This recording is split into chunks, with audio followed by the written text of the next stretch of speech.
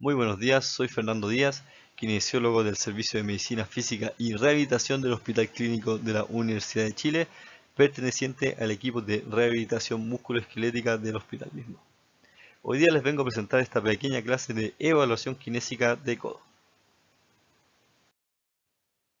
Los contenidos que veremos el día de hoy serán consideraciones de la articulación del codo, consideraciones biomecánicas de la misma y repasaremos aspectos importantes de la evaluación, tales como la inspección, palpación, evaluación del rango y de la fuerza, algunos cuestionarios y pruebas especiales.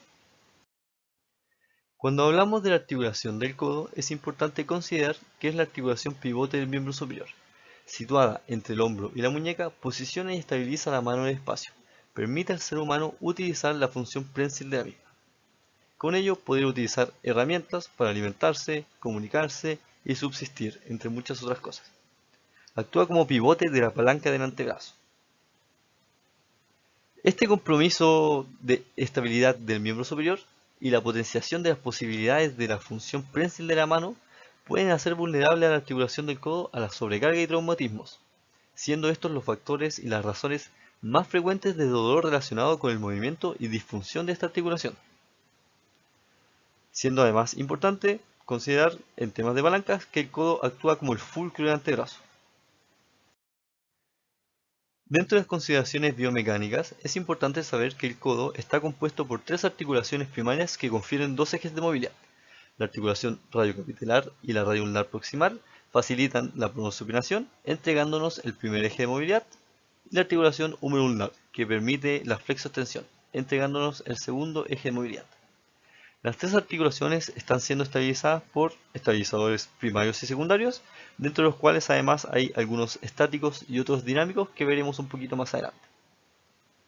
Algunas estructuras cápsula-ligamentosas importantes en la estabilización de las articulaciones del codo son la cápsula anterior y posterior, la cápsula anterior que se tensa durante la extensión del codo y la posterior que se tensa durante la flexión, el complejo ligamentoso medial, que está compuesto por tres componentes diferentes: el fascículo anterior o ligamento colateral medial anterior, el fascículo posterior y el ligamento transverso.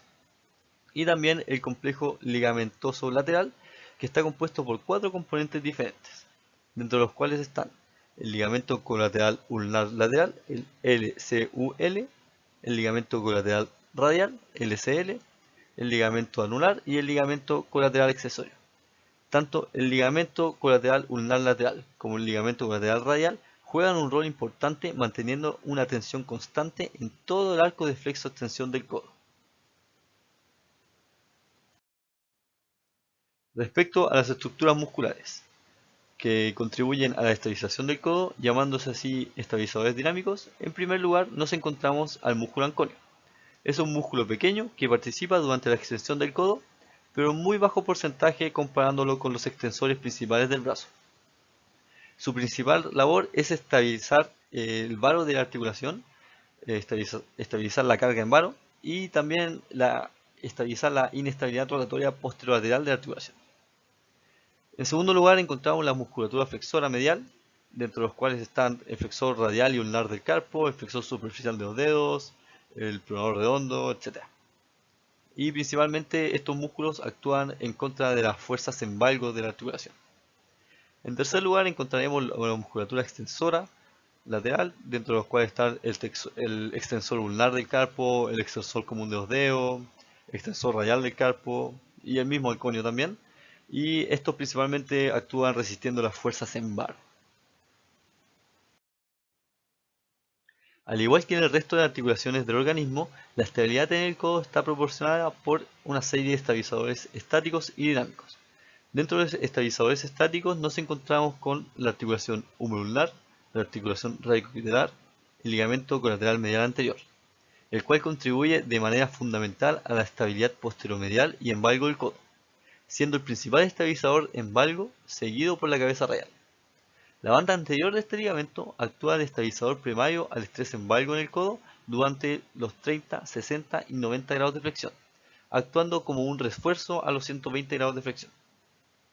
También en los estabilizadores estáticos tenemos al complejo ligamentoso lateral, el cual es la principal contención ante la inestabilidad rotatoria posterolateral, contribuyendo en menor medida a la estabilidad en varo, que es mantenida principalmente por la articulación húmero-ulnar. Dentro de los estabilizadores dinámicos tenemos la musculatura flexora y extensora de antebrazo, que viene a ser la masa medial flexora y la masa lateral extensora, además de la contribución de alguna musculatura flexoextensora del codo.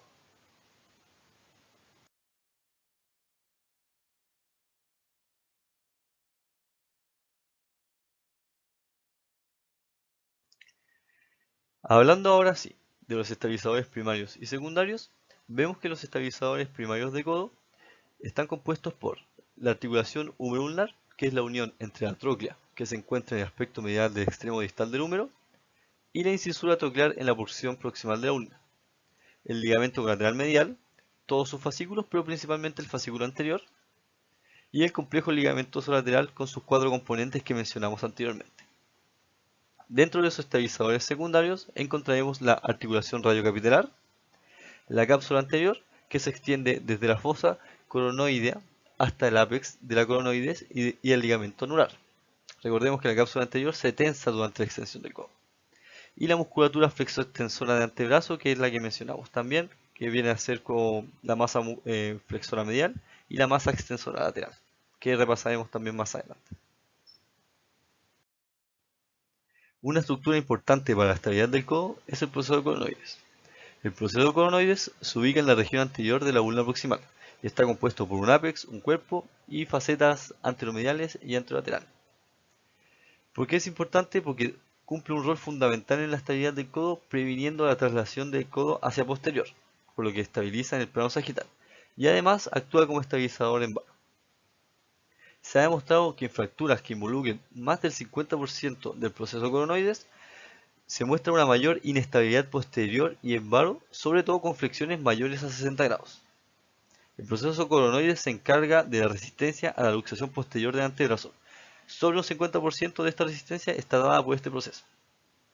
Otro rol muy importante que cumple el proceso coronoides es que en él se inserta el tendón del músculo braquial y además una parte del fascículo anterior del ligamento colateral medial, del que ya hemos hablado y que también entrega estabilidad posteromedial y es uno de los principales estabilizadores en valgo de la articulación del radio, junto con la cabeza radial en menor medida.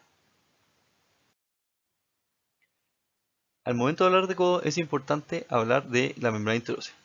La membrana interósea es una membrana fibrosa de tejido conectivo que se extiende entre los bordes internos de la ulna y el radio. Cumple una función de unión, uniendo fuertemente estos huesos, la ulna y el radio, y además proporciona puntos de inserción para la musculatura extrínseca de la mano. Pero su rol principal es la distribución de cargas, ya que proporciona un mecanismo para la transmisión de fuerzas de forma proximal a través de extremidad superior. Discurre de forma oblicua, de superior a inferior, y ayuda a generar un equilibrio durante la transmisión de fuerzas en el antebrazo para una correcta función de la extremidad superior, y una precisa estabilización de las articulaciones, tanto de muñeca y codo. De esta manera, tanto la articulación húmero-radial y la húmero-ulnar, entre comillas, comparten de manera más equitativa las fuerzas de compresión que cruzan el codo, reduciendo así el impacto asimétrico en cada una. La rotura aislada de la membrana es poco frecuente. Suele confundirse con sobrecargas, con alguna lesión tendinosa de codo, esguinces, epicondilitis, tanto medial como lateral, esguince, síndrome de túnel campiano, etc. Una lesión en la membrana en sí genera una alteración en la transmisión de fuerza de muñeca y codo, y viceversa, generando una inestabilidad longitudinal del antebrazo, especialmente durante el movimiento de pronosupinación, donde tiene un rol fundamental en el giro del radio sobre la ulna. El mecanismo de lesión más frecuente es la caída con el codo estirado y con la mano extensión, como se puede ver en la foto. Y la clínica de esta lesión suele ser un dolor inespecífico en el antebrazo, dolor en la muñeca, inflamación local, impotencia funcional, especialmente el movimiento de la pronosupinación, ¿ya? El diagnóstico clínico está dado por ecografía o resonancia magnética acompañado de la clínica. A continuación revisaremos algunos aspectos importantes del examen físico en la evaluación de codo. Al momento de evaluar una persona con una posible patología de codo, va a haber algunos puntos importantes que vamos a tener que recabar al armar nuestra historia clínica inicial. Dentro de ellos, el mecanismo de lesión. El mecanismo de lesión típico traumático en el codo tiende a ser una caída con la muñeca en extensión, el codo en semiflexión y una fuerza de valgo. Esto puede tender a lesionar estructuras mediales, como puede ser el ligamento colateral medial, pero también puede comprometer algunas estructuras laterales, como puede ser la cabeza radial por fuerzas compresivas. Al armar nuestra historia clínica tenemos que saber los factores agravantes y atenuantes del paciente respecto a sus síntomas. El dolor, es importante caracterizar el dolor, ya sea neuropático, nociceptivo o nociplástico, para saber a qué tipo de persona o paciente nos vamos a enfrentar, porque así podremos decidir un mejor manejo de acuerdo a lo que siente la persona y en qué estado está también. ¿Ok? Y como en todo paciente, conocer su estilo de vida, factores de estado de salud previos, enfermedades, antecedentes mórbidos, cómo realizaba las actividades de la vida diaria previo a la lesión, posterior a la lesión y actualmente. Tener muy en cuenta sus banderas amarillas al momento de llegar a nuestra consulta, a nuestra presencia, ¿ya? Evaluar sus creencias, tratar de cambiarlas desde el inicio a tomar un estilo de vida más, o sea, una actitud más proactiva respecto a su lesión, las expectativas que tiene la terapia, si él espera que se mejore a corto plazo, aterrizar las expectativas y además tratar de promover que él sea partícipe de sus propias expectativas y como yo creo que ya le han dicho en otros módulos del curso, el uso del lenguaje es muy importante al momento de dirigirse a las personas, las palabras tienen mucho poder, entonces tratemos que desde el momento de evaluación nuestras palabras sean positivas, sean buscar que la persona sea proactiva con su rehabilitación y no que nosotros seamos como los actores activos y que ellos sean solo un ente pasivo que va a recuperarse, a que nosotros lo cuidemos. La idea es que ellos sean partícipes, muy partícipes en su rehabilitación.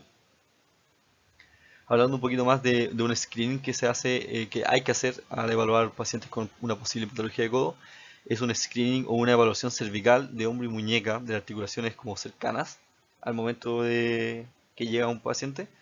Esto es importante tanto a nivel biomecánico como funcional, ¿ya? Debido a que una alteración en el codo puede llevar a una posible compensación mecánica o funcional ya de una articulación circundante, pero además realizar esta pequeña evaluación, este pequeño screening en un inicio nos puede indicar si es que tenemos algún problema en una de estas articulaciones a la que debamos dedicarle más tiempo de evaluación y también quizás tiempo del tratamiento.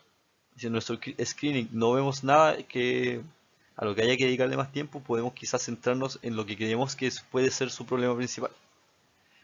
Importante descartar patologías en estas estructuras, en estas articulaciones cercanas al momento de evaluar.